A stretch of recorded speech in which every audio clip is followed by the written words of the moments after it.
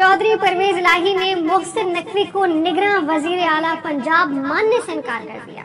ये मुतनाज़ शख्स है, इसको वजीर आला नहीं मानते। तारिक मुनीर भट्ट साहब बताइएगा क्या एतराज़ात हैं चौधरी परवेज इलाही को?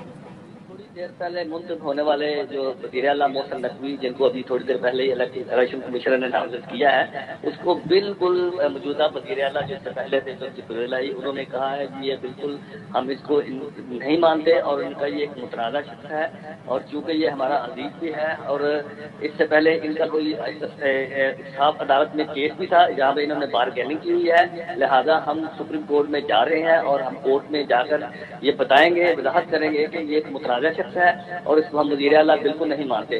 तो लिहाजा उन्होंने फैसला किया है, उन्होंने अपना फौरी तौर पर जो अपनी लीगल एडवाइजर है उनको राब्ता कर लिया है और उनका हम मुशावरत करने के बाद फौरी तौर पर सुप्रीम कोर्ट जाएंगे और इनको वज़ीर आला नहीं रहने देंगे। ये चौधरी परवेज इलाही ने थोड़ी देर पहले ही गुफ्तगू की है, उन्होंने फरमाया कि हम इसको बिल्कुल नहीं मानते वज़ीर आला।